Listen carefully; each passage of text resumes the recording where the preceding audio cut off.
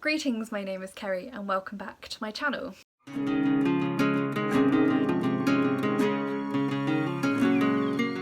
Today I have a couple of reviews for you. So this is a double review of two books that I received from NetGalley as e-arcs in exchange for an honest review provided by the publishers, so I'm very grateful for that, and they're on similar themes, so I thought I'd put them both together in this review.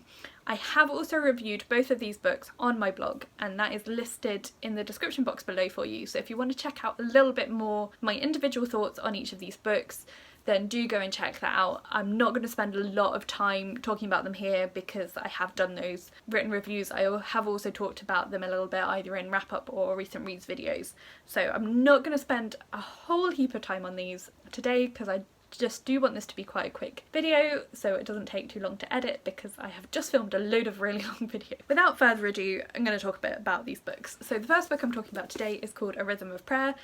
This is edited by Sarah Bessey. It is a collection of prayers and reflection on prayers written by a number of different authors and brought together into this one volume. So I did receive an e-arc of this from NetGalley and I loved it so much that I bought myself a copy straight away when it came out. So this came out in February. It's one of those books that came along when I really needed it. So I mentioned a couple of times we lost my nan to COVID in January, and I started reading this book around the time she went into hospital. If you watch my channel, you probably know I'm a Christian. I am training to be a church leader, and I just found myself unable to know what to pray, what to say to God with all the stuff that I was feeling, all the ongoing stuff of being in lockdown and losing a loved one. And something I've been learning in the course of my training is that these are the times when liturgies, written down prayers that other people have written, come in really handy because they can give you the words to say when you don't know what to say yourself. And so this book came along exactly the right time because a lot of the stuff in here, they're not easy prayers. They're not everything's nice and neat and tidy and wrapped up in a little bow. These are prayers from a place of pain or grief or confusion or just not understanding what the heck is going on. And I found that really helpful and really valuable. They're drawn from real life in all its beauty and mess. A lot of things I really liked about this book. One was that there was a lot of diversity represented amongst the authors. A number of the writers were people of colour. A number of the writers were from the LGBTQIA+ community, and that is a community that has often struggled to find its place within the church. And so it was really impactful and refreshing to hear their voices included in this collection because the church has often excluded them, and likewise with people of colour, the church has often been a vehicle for white supremacy. So it was really powerful for me to hear those voices represented in this text. I think all of the authors were cisgendered women. I'm not entirely sure, I'm not definitely sure of that. And so if I had any criticism, it may be that. And I think they were all from quite similar church backgrounds, so it was quite a lot of the American evangelical church represented, but not entirely that. It just did feel a little bit weighted that way, but I think that's because of it's people Sarah Bessey has contact with, her friends, and she's from that kind of tradition, so it kind of makes sense that that would be the case. Really loved this book, bought myself a hard copy straight away, have already used some of the prayers in this, both in church services I've led recently and with different groups at college, so it's just a really valuable book if you are Christian and you want some reflections on prayer or some more insight into what prayer is and what it can mean.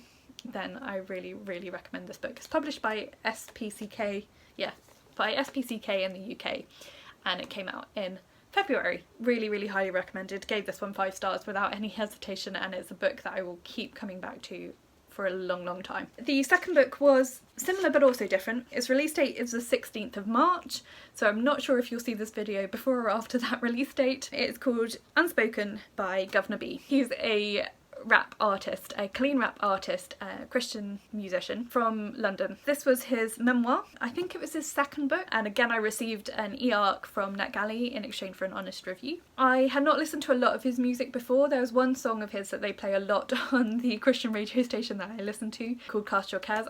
Will link the music video for it. He does it in combination with the Kingdom Choir, and it's just a really beautiful song. So I'd listened to that a number of times, and it's a song that I really love. Actually, as I was reading this book, I did put on a YouTube playlist of some more of his songs, and it really helped me to get to know him a bit more as an artist. Yeah, so this was a book about his experience of grief. So it was another book that came along at a very good time for me, because it did really help me with processing my own grief. But he talks a lot in this book about how his upbringing and how social conditioning made him really struggle to be able to communicate his needs and his feelings. This kind of toxic masculinity culture that says men shouldn't cry, men shouldn't feel emotions, men can be angry but nothing else, and that all had a real impact on him and his mentality and his emotions, his mental health, as he was trying to process the loss of his father and then 2 of his friends, all within a fairly short space of time. And so he talks a lot about the impact that had on his mental health, on his marriage, on his friendships, on his relationships,